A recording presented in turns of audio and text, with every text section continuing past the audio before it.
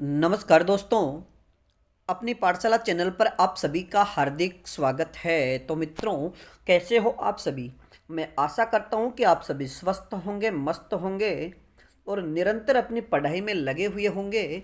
तो मित्रों, मैं फिर से हाजिर हूँ एक नए टॉपिक के साथ में। और आज का अपना टॉपिक होगा राजस्थान की सभ्यताओं में कालीबंगा सभ्यता। और मित्रों, यह आपके लिए एक रिवीजन क्लास है। और मित्रों, हमारे चैनल पर हिंदी साहित्य के इतिहास और हिंदी से संबंधित क्लासों के साथ साथ अब राजस्थान की कला, संस्कृति और इतिहास से संबंधित कक्षाएं भी आपको देखने को मिलती रहेगी। तो हम शुरू करें आज की क्लास के, यानी ये जो क्लास है इसमें कालीबंगा सभ्यता से संबंधित जितने भी महत्वपूर्ण तथ्य हैं उन सभी को मैंने शामिल किया है। तो मित्रों, शुरू करें आज की क्लास का पहला प्रश्न। कालीबंगा सभ्यता सिंधी भाषा का शब्द है। अगर आपसे ये प्रश्न पूछ लिया जाए कि कालीबंगा जो शब्द है वो किस भाषा का शब्द है, तो सिंधी भाषा का। अगला प्रश्न, कालीबंगा का शाब्दिक अर्थ काले रंग की चूड़ियां है। मित्रों, कहा जाता है कि जब कालीबंगा स्थान जो हनुमानगढ़ में स्थित है कि यहाँ की जब खुदाई की गई तो सबसे पहले यहाँ पर काले रंग की चूड़ियाँ प्राप्त हुई थी। इस वजह से इसका नाम काली बंगा रखा गया। काली का मतलब काला हो जाएगा, बंगा का मतलब चूड़ियाँ। अब हम बात करें अगले प्रश्न की। कालीबंगा 6000 वर्ष पुरानी सभ्यता मानी जाती है। यानी कालीबंगा जो सभ्यता है ये 6000 वर्ष पुरानी सभ्यता है। कालीबंगा की खोज की बात करें कि कालीबंगा की खोज 1952 में अमलानंद घोष ने की थी। यानी कालीबंगा की खोज किसने की? अमलानंद घोष ने। और कब? 1952 ईस्वी में। अगले प्रश्न की बात करें कि कालीबंगा की सर्वप्रथम उत्खनन कार्य, यानी कालीबंगा का सर्वप्रथम उत्खनन कार्य 1961-62 में ब्रिजवासी लाल और बीके थापर ने की थी। अगर बीके यानी बीबी लाल और बीके थापर के द्वारा सर्वप्रथम कालीबंगा सभ्यता में उत्खनन कार्य करवाया गया। अब हम बात करें कि इस सभ्यता से जुड़े अन्य उत्खननकर्ता जेवी जोशी, एमडी खर्रे, केएम श्रीवास्तव एवं एसजी जैन आदि हैं। और मित्रों, बीबी लाल व बीके थापर के अलावा आप इनके नाम भी अच्छे से याद रखिएगा, क्योंकि जेवी जोशी और एमडी खर्रे से संबंधित प्रश्न भी परीक्षाओं में पूछा जा चुका है।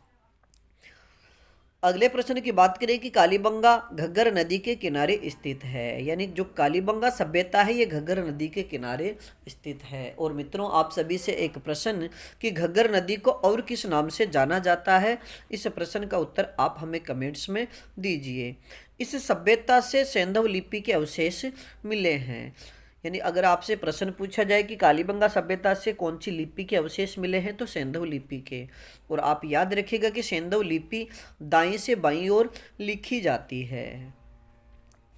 अब अगला प्रश्न, कालीबंगा की खुदाई कितने स्तरों पर हुई? यानी कालीबंगा की जो खुदाई है वो 5 स्तरों पर हुई है। अगला प्रश्न, कालीबंगा की यानी कालीबंगा जो सभ्यता है वो हड़प्पा की तीसरी राजधानी, यानी कालीबंगा को हड़प्पा की तीसरी राजधानी दशरथ शर्मा ने कहा है। ये प्रश्न भी परीक्षाओं में पूछा गया है। अगर आपसे सीधा प्रश्न भी पूछ लिया जाए कि हड़प्पा की तीसरी राजधानी किसे कहा जाता है, तो कालीबंगा को। लेकिन कालीबंगा को हड़प्पा की तीसरी राजधानी किसने कहा, तो दशरथ शर्मा ने। विश्व में सर्वप्रथम भूकंप के साक्ष्य कालीबंगा से प्राप्त हुए। यानी विश्व में, यानी संसार की जितनी भी सभ्यताएं हैं उनमें सर्वप्रथम भूकंप के साक्ष्य कालीबंगा सभ्यता से प्राप्त हुए हैं। अगले प्रश्न की बात करें कि एक बच्चे के कंकाल की खोपड़ी में 6 छिद्र अर्थात मस्तिष्क शोध यानी शल्य चिकित्सा के प्रमाण भी यहाँ से प्राप्त हुए हैं। यानी यहाँ से एक बच्चे का कंकाल मिला और उसकी जो खोपड़ी है उसमें 6 छिद्र प्राप्त हुए।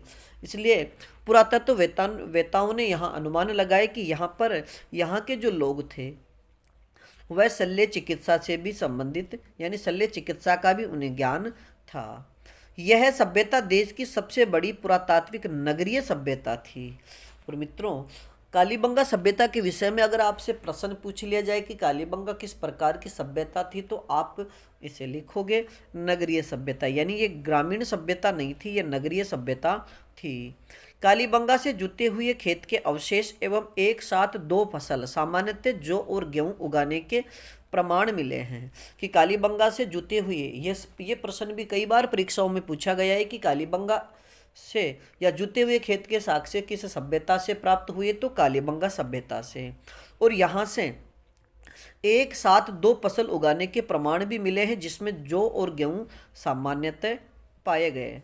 इस सभ्यता से या प्राक हड़प्पा कालीन अवशेष मिले हैं, यानी कालीबंगा सभ्यता से प्राक हड़प्पा कालीन अवशेष भी प्राप्त हुए हैं।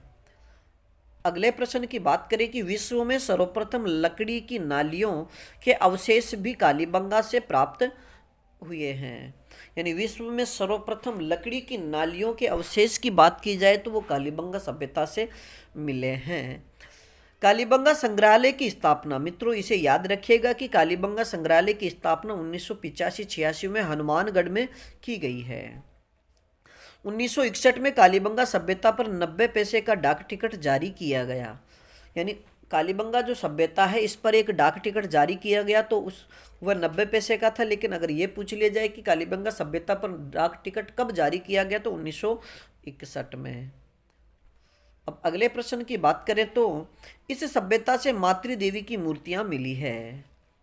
अगला प्रश्न, इस सभ्यता से एक साथ 7 चूल्हों के प्रमाण भी मिले हैं।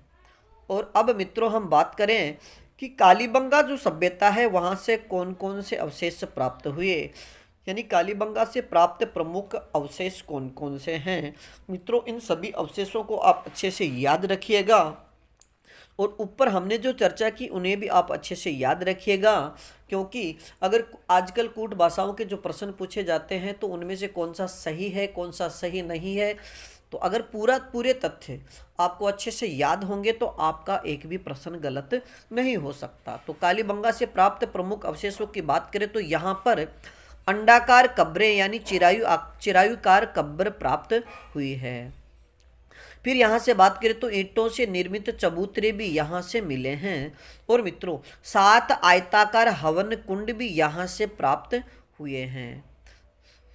और मित्रों हाथी दांत की कंघी भी यहाँ से मिली है, यानी कालीबंगा की सभ्यता से हाथी दांत की कंघी भी प्राप्त हुई है। एक पल्ली का दरवाजा, यानी एक पल्ली का दरवाजा भी कालीबंगा की सभ्यता से प्राप्त हुआ है। और मित्रों अलंकृत ईंटों की बात करें तो अलंकृत ईंटें भी यहाँ से प्राप्त हुई है। अगली चर्चा करें तो ऊंट की अस्थियों के प्रमाण भी यहाँ से मिले हैं, यानी कालीबंगा सभ्यता से ऊंट की अस्थियां भी प्राप्त हुई है। तो यहाँ से स्वास्तिक चिन्ह भी मिला है। और आगे हम चर्चा करें तो एक खिलौना गाड़ी व पहिया भी कालीबंगा की सभ्यता से प्राप्त हुआ है। और कालीबंगा की सभ्यता से युगल समाधियां भी मिली है, यानी एक साथ 2 व्यक्तियों की समाधियां भी मिली है। और मित्रों आगे हम बात करें कि तांबे की वृषभ मूर्ति भी यहाँ से मिली है, यानी तांबे की यहाँ से बैल की मूर्ति मिली है। और मित्रों यहाँ पर जो सड़कें हैं वो समकोट पर काटती सड़कों के अवशेष भी कालीबंगा की सभ्यता से प्राप्त हुए हैं। आगे हम चर्चा करें कि काली व सफ़ेद रंग वाले बर्तन भी यहाँ से प्राप्त हुए हैं, कि कालीबंगा से जो भी बर्तन यहाँ से प्राप्त हुए उन पर काले और सफ़ेद रंग के अवशेष हैं। और मित्रों यहाँ से जो मोहरें प्राप्त हुई है वे मोहरें बेलनाकार है। तो मित्रों आज के लिए इतना ही, यानी हमारा ये कालीबंगा का टॉपिक है ये पूरा हुआ। आगे हम चर्चा करेंगे आहड़ सभ्यता की। तो मित्रों आज के लिए इतना ही, बाकी फिर मिलेंगे एक नए टॉपिक के साथ। तब तक आप अपने अध्ययन में जुटे रहिएगा। और अपनी पाठशाला बाय बीएन सर चैनल पर नए हो तो हमारे चैनल को लाइक, सब्सक्राइब और अपने मित्रों तक शेयर जरूर कीजिएगा। धन्यवाद।